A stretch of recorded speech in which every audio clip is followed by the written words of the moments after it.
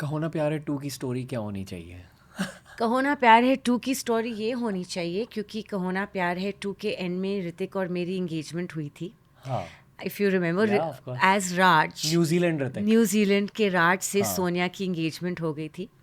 तो दो चीज़ हो सकती है.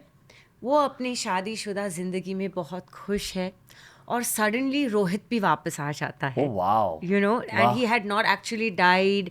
कुछ ऐसा कुछ ट्विस्ट आ सकता है. और a nice seasoned romance between a marital couple, you know, or a more seasoned romance which people are missing. आपने सयारा की बात की. कहो ना प्यार है यहाँ है. आई विल नॉट से सयारा, यस, बहुत अच्छी गई.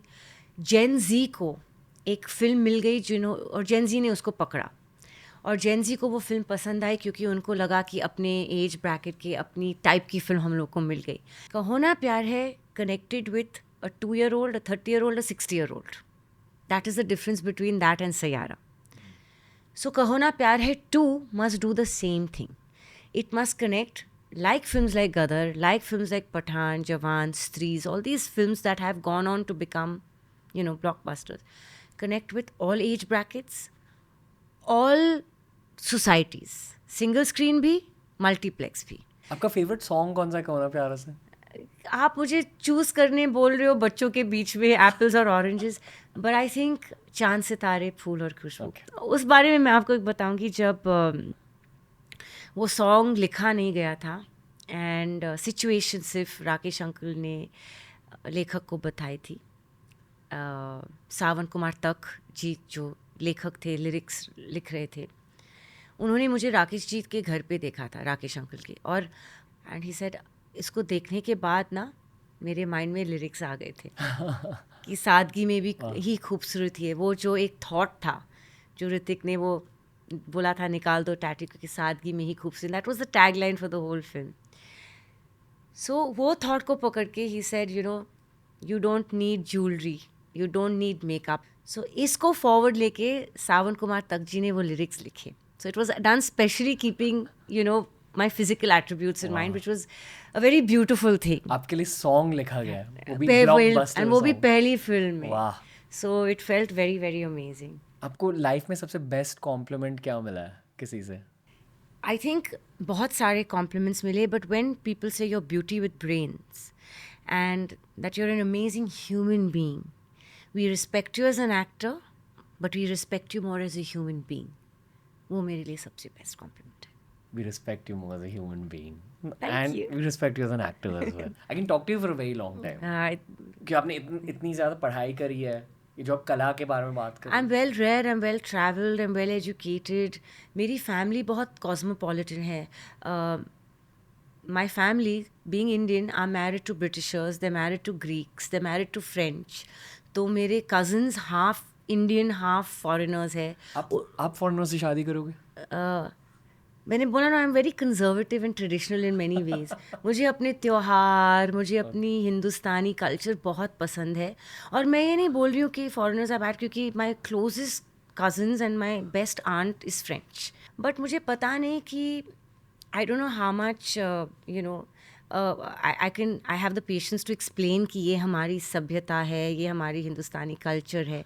एक खुशी भी मिलती है किसी एलियन को सिखाने में, और मैं ये यूनिवर्सिटी अमेरिका में बहुत सिखाती थी. दिल वाले दुल्हनिया रिलीज़ हुई थी जब मैं यूनिवर्सिटी में थी, तो मैं सबको लेके गई थिएटर. और मेरे फ्रेंड्स थे तो जो फॉरेनर्स थे उनको आता नहीं था हिंदी बोला. They used to say, what are these songs and dances you all have in Indian films. और मैं एक्चुअली बिठा के उनको समझाती थी, वीडियो कैसेट लाइब्रेरी से रेंट करके उनको VHS पे दिखाती थी कि ये हमारा हिंदुस्तानी कल्चर है, ये करवा चौथ है, ये दिवाली होती है, ये ईद होती है, ये क्रिसमस, हम सब त्यौहार मनाते बड़ी खुशी से.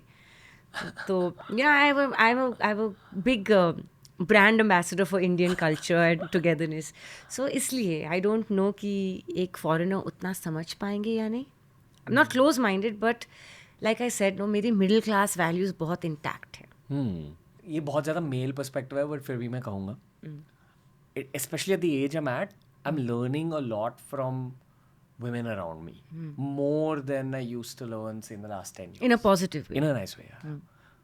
Is there a negative way that you have? No I am saying like sometimes क्या होता है कि कभी कभार मैन उनकी ईगो आ जाती है, अहम आ जाता है कि यू नो औरतों से क्या सीखना, नहीं. I mean, I get what you're saying. You know, but and वो जनरल पर्सपेक्टिव होता है, वो जनरल एटीट्यूड होता है, I would say of most main, specially हमारे हिंदुस्तान में, यू नो, एंड वही एक चीज़ है जो मुझे घबराती है अबाउट मैन. दे डोंट, कि हम नहीं सीख सकते. We are suppose to, women are supposed to learn from us. We dictate the terms. Society dictates the ideologies of what it's supposed to be.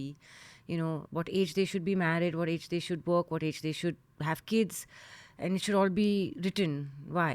You know, तो बहुत refreshing change है मेरे लिए सुनना आपसे कि आप लड़कियों से सीखते हो in a positive way. That's a very nice, and I wish more men would think like I that. think it's such an important part of growing up at our age. Yeah. Because there's too many things you can't process and understand as a guy, which for whatever reason girls. A are woman not doing. can. Yeah. Yeah.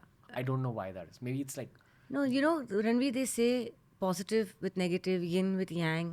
yeah. You know, you have to coexist, complement each other. Even to make a beautiful couple, it has to be two people who complement each other. And for any कोई भी relationship हो, अगर आप सोचो कि मैं सब जानता हूँ या जानती हूँ, I'd say even for women, they have to learn from men. They have to learn कि उनकी perspective भी अलग हो सकती है, because DNA wise, genetically we're different. You know, so वही सक्सेसफुल होगी वो relationship. And I just don't mean at a romantic level.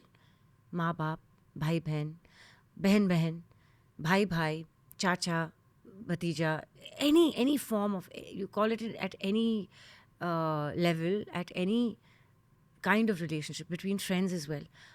अगर आप जिंदगी में ओपन माइंडेड हो सीखने के लिए, you will always be successful. And I'm not saying successful only career-wise, as a human being.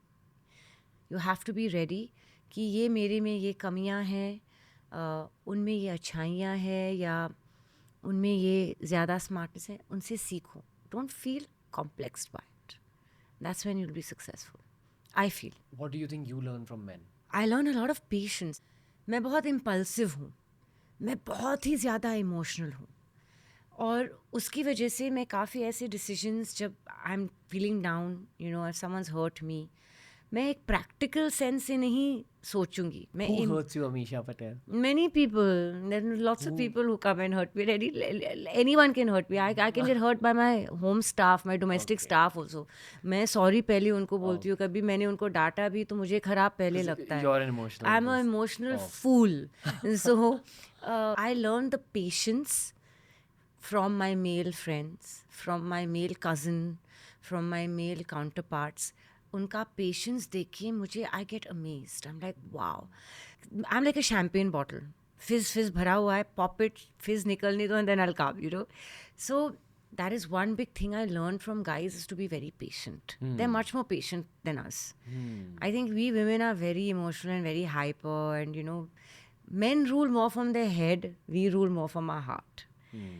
If we learn to strike a balance, अगर हम वो balance सीख जाए, it would be a pretty completely, you know, perfect life. I think that's why the Almighty made both the genders. And you see, you know, Ram exists with Sita ji, Lord Shiv ji exists with Parvati ji.